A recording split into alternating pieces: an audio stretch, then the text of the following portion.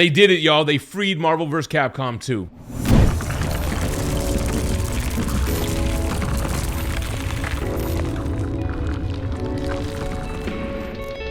What's going on, everybody? Welcome back to the channel. I'm GemMint, and yes, ARCADE1UP did it. They freed Marvel vs. Capcom 2.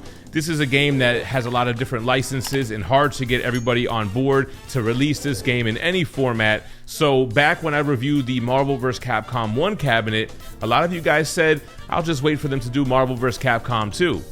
And hey, you guys were right. They managed to do it. Not only did they free Marvel vs. Capcom 2, but this cabinet essentially made the Marvel vs. Capcom and the Marvel Superheroes cabs obsolete. I'll get into that a little bit more once we get into the gameplay, but first let's take a look at the aesthetics, we'll take a look at the cabinet, then we'll do some gameplay, and we'll come back for the final thoughts. Alright guys, so the cabinet retailed $599, and ARCADE1UP made a big deal about the release, so much so that it sold out within 10 minutes on their site. People were scrambling to pre-order it through Best Buy or Target, which is where I ordered it from, but it's always a crapshoot. You never know which one's gonna actually ship. The Target listing ended up having the wrong games line up, but they ended up shipping a little bit after ARCADE1UP and Best Buy, so it's one of those things where we always scramble to pre-order it, but it'll be $199 at Walmart in a couple of months. The $600 price tag does not include the stool, but it does come with the riser. It's got the MVC2 logo on the sides and on the front. Nothing in the back, just all blue. And here's a better look at the front. It's a nice clean riser, I dig it. Just like NFL Blitz, it does come with the faux coin door, ARCADE1UP logo, non-functional. And then we have the side art. So there was never an actual dedicated cabinet for this game. It was just a board that arcade owners put into their Street Fighter cabs, but they created their own artwork based off of the console version. On the left side, you have Zangief being the more prominent character. On the right side, Hulk is more prominent, but otherwise it's the same characters, Hulk, Zangief, Spider-Man, and Ryu. Being that there was never a dedicated cabinet, they went with the Street Fighter kind of Channel 3 fuzzy black and white screen is what I always think of when I see this, on a slanted control deck. Here's a look from the front. It's actually a great looking picture, but personally, I'm more of a fan of the metal grate look that they used with Marvel vs. Capcom 1. Now, as far as these sticks, just like NFL Blitz, they kind of stepped their game up on the sticks. The buttons are the same, but the sticks feel much more like authentic arcade sticks. It has slight clicking, but not as much as, like, let's say the Mortal Kombat 30th anniversary. Now, this is another one of those things where the marquee looks pretty good on camera right here, but it's actually pretty pixelated and faded. Even though it's the same acrylic piece like with NFL Blitz, they could have did better on the marquee. All right, let's fire this bad boy up. We do have a custom intro here. This one's actually pretty cool. We got Zangief coming up, suplexing the ARCADE1UP logo, Hulk picking it up and launching it. Let's rock! And here we go, the games lineup. So, Marvel vs. Capcom 2, it's basically the only unique game for this cabinet. It's got Marvel vs. Capcom 1, Marvel Superheroes vs. Street Fighter, X-Men vs. Street Fighter, Marvel Superheroes, X-Men Children of the Atom, and then it has both of those SNES ports, which is why it makes those other cabs obsolete. I mean, the only thing it doesn't have is the Punisher beat 'em up. Now, there are settings where you can turn the scan lines on, which makes this game look a lot better on this cabinet. There's other game options that you can change as well. And as you can see, there are no leaderboards yet. The online has not been set up for Marvel vs. Capcom 2, although it is ready to go and cross-compatible with the other games, which I thought was pretty dope. But yeah, kind of a lot of controversy that they didn't have the online ready to go for this or NFL Blitz. But this is what we're all here for, Marvel vs. Capcom 2, the intro, showing the other games that led up to this, which are all included on this cabinet. Then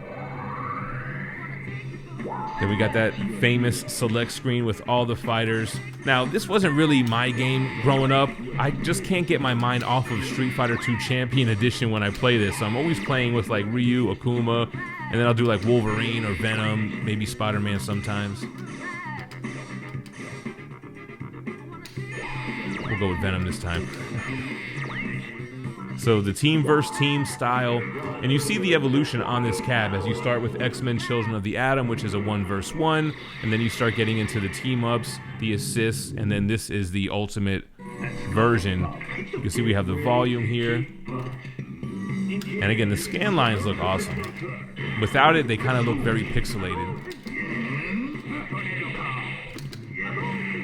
So I'm not a tournament player when it comes to Marvel vs. Capcom. As far as input lag and things of that nature, I'm not the right one to ask. I'm a super casual when it comes to this game. I can never really wrap my mind around everything going on. It always reminded me of like Mugen games. But I just have fun and kind of button mash with this game. I have seen some other reviews where there has been some input lag and even some sound lag, which you'll hear in this video.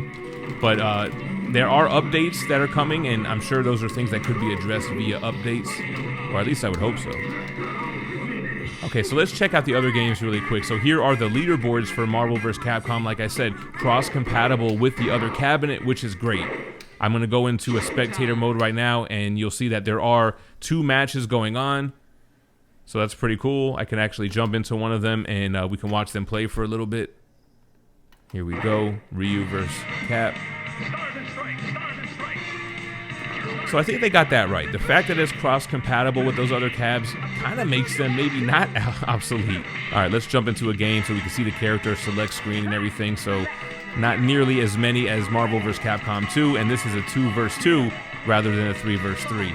But you do have that assist character that's kind of like your third character in this game. Spider-Man and Venom, let's go, versus Wolverine and Jin. All right, you guys know the drill. All right, so then we have Marvel Superheroes versus Street Fighter. So this is like, after Marvel Superheroes, now we got the crossover stuff happening here. Again, cross-compatible online. Gotta love the intros and the attract screens. And let's get into the character select screen. Here we go. So, not nearly as many characters. Akuma and Ryu, let's go.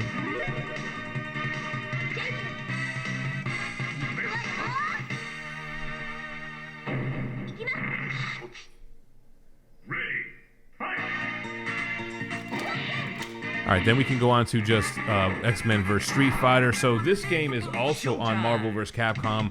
I believe there was a dedicated cabinet for X-Men vs. Street Fighter, and the only difference was really it had the different SNES game. We'll talk about that towards the end of the games here, but between Marvel Superheroes and Marvel vs. Capcom, I already had all of these games except for Marvel vs. Capcom 2.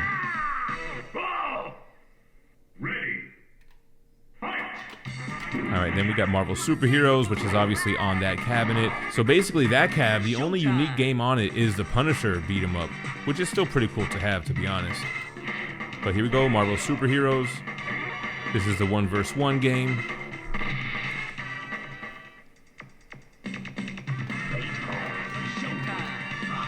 And then X-Men Children of the Atom, so just X-Men characters, also a 1v1. Dope character select screen though, how they have everybody on the front already.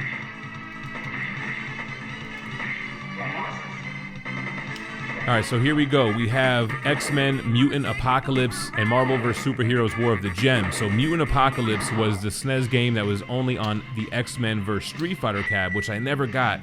I was always tempted to get it, but now I really don't need to get it since it's on here. Both games are very similar. You have the same type of sprites and combat system.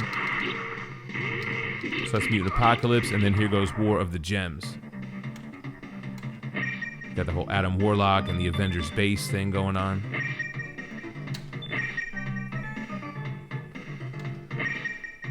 And then similar to the other one, you can pick between the Marvel heroes and you have your beat 'em up side scroller. This video is brought to you by THATSPIDERMANBOOTH.com. That Spider-Man Booth is now doing subscription boxes. The November box will include 2 exclusive variants. The first one is a Do You Poo with a cover by Alex Cormack, as well as a Fathomania 1 with cover art by Mike Vasquez. It'll also include 5 random comics with at least 1 store exclusive, giving you a $100 retail value for just $50. Make sure to check out ThatSpiderManBooth.com and sign up today. Got me holding the mic here like I'm performing. All right, guys, so there we have it. You saw the games, you saw the cabinet, you saw the build.